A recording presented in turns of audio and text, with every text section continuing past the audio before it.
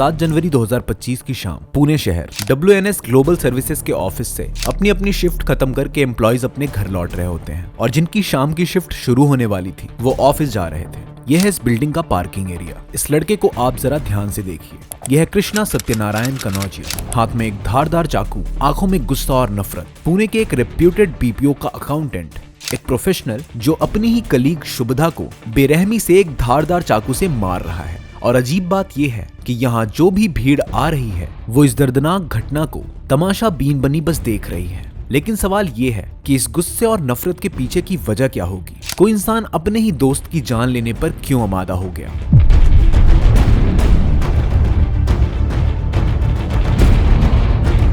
ये कहानी 28 साल की अकाउंटेंट शुभदा कुडार की है। शुभदा MBA करने के बाद WNS ग्लोबल सर्विसेज नाम के एक BPO में एज एन सीनियर एसोसिएट काम कर रही थी। शुभदा चिपलुन की रहने वाली थी, लेकिन अपनी जॉब की वजह से वो अपने परिवार से दूर पुणे के कटराज में अकेली रहती थी। कृष्णा सत्यनारायण कनौजिया जो शिवाजी नगर का रहने वाला था, वो भी इसी कंपनी में एज एन जूनियर अकाउंटेंट काम करता था। यहीं से शुभदा और कृष्णा की काम करते करते दोस्ती हो जाती है। ऑफिस की डेडलाइंस, टारगेट्स और डेली चैलेंजेस के बीच वो एक दूसरे के साथ काफी वक्त बिताने लगते हैं। एक प्रोफेशनल बॉन्ड के साथ साथ उनके बीच एक पर्सनल अंडरस्टैंडिंग भी हो गई थी। ये दोनों सिर्फ कलीग्स नहीं बल्कि अच्छे दोस्त बन चुके थे और एक दूसरे की मदद के लिए हमेशा तैयार रहते थे। शुभदा अक्सर कृष्णा को अपने पिता के हाई ब्लड प्रेशर और शुगर की बीमारी के बारे में बताया करती थी और कृष्णा भी उसे अपने ऑप्थेल्मिक डिसऑर्डर के बारे में बताता था, जिसकी वजह से उसको हर 2 साल में एक मेडिकल प्रोसीजर से गुजरना पड़ता था। दोनों एक दूसरे की प्रॉब्लम से बखूबी परिचित थे। एक दिन शुभदा काफी परेशान हालत में कृष्णा के पास आती है और उसको बोलती है कि पापा की कंडीशन काफी सीरियस हो गई है। डॉक्टर ने ऑपरेशन के लिए बोल दिया है, लेकिन उसके पास इतना पैसा नहीं है कि वो ऑपरेशन करवा सके और उसने कृष्णा से 25,000 रुपए मांगे। अपनी दोस्त को परेशान देखकर कृष्णा ने बिना देर किए उसे पैसे दे दिए और अब ऐसे ही किश्तों में धीरे धीरे करके शुभदा ने करीब 4 लाख रुपए कृष्णा से उधार ले लिए। अब कृष्णा जिसे ऑप्थेल्मिक डिसऑर्डर था, उसका ट्रीटमेंट जून 2024 में होना था। क्योंकि ये ट्रीटमेंट काफी महंगा था और कृष्णा को अपने मेडिकल एक्सपेंसेस के लिए अपनी सेविंग्स का सहारा लेना पड़ता था। उसने सोचा था कि जो पैसे शुभदा ने उससे उधार लिए हैं वो समय पर वापस मिल जाएंगे और उसका इलाज हो जाएगा। जून का महीना करीब आने लगा और कृष्णा ने शुभदा से अपने पैसे वापस मांगने शुरू किए। शुभदा जो अब भी फाइनेंशियल स्ट्रेस से गुजर रही थी, उसने कृष्णा को समझाया कि अभी उसके लिए पैसे वापस करना बहुत मुश्किल है। उसने उससे कुछ वक्त मांगा। कृष्णा ने वक्त भी दे दिया, लेकिन धीरे धीरे दिन गुजरते रहे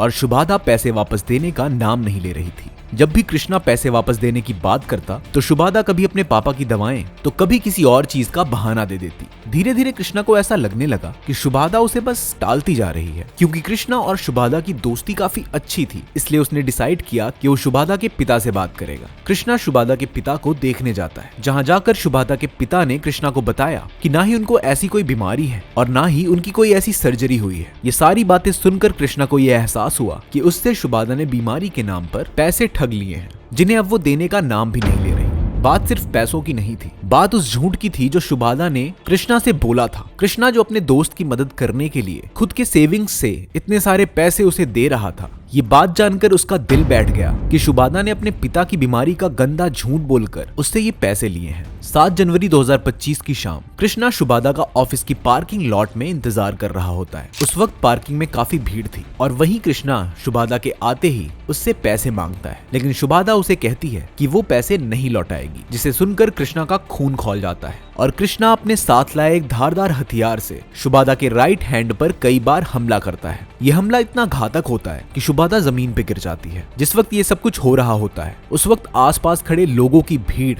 बस ये तमाशा देख रही होती है। कोई भी आगे आने की हिम्मत नहीं करता। शुभदा किसी तरह अपने फोन से अपने पिता को कॉल करके उनसे कुछ कह रही होती है। तभी कृष्णा उससे फोन छीनकर उसके पिता से कहता है अब उसके पिता उस पैसे को चुकाएंगे। ये कहकर वो चाकू फेंक देता है। फिर भीड़ कृष्णा को पकड़ लेती है और उसे पुलिस के हवाले कर देती है। तब तक शुभदा का काफी ब्लड निकल चुका था और उसकी इलाज के दौरान मौत हो जाती है। अगर कृष्णा शुभदा के पिता से बात करता और उन्हें समझाता तो शायद उसके पैसे उसे वापस मिल जाते, क्योंकि 4 लाख रुपयों के लिए किसी की जान की कीमत से नहीं चुकाई जा सकती। हर इंसान को किसी से भी उतने ही पैसे लेने चाहिए जितना उन्हें वो वापस कर सके।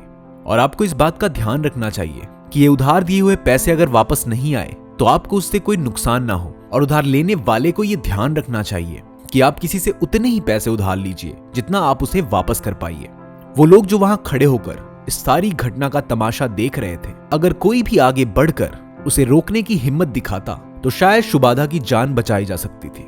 कृष्णा और शुबादा की दोस्ती जो एक वक्त पर काफी अच्छी थी, फाइनेंशियल डिस्प्यूट्स और ट्रस्ट की कमी की वजह से इस भयानक मोड़ पर पहुंच गई। अच्छे दोस्त मिलना बहुत मुश्किल होता है। अगर आपका कोई दोस्त आप पर ट्रस्ट करके आपके बुरे वक्त में हेल्प कर रहा है तो उसका कभी गलत फायदा बिल्कुल नहीं उठाना चाहिए। आज की वीडियो आपको कैसी लगी हमें कमेंट सेक्शन में बताइएगा। अगर आपको ऐसी क्राइम स्टोरीज अच्छी लगती हैं तो हमें कमेंट्स में बताइए कि आप अगली कौन सी कहानी देखना चाहते हैं। हम फिर मिलेंगे आपको ऐसी ही एक और वीडियो के साथ।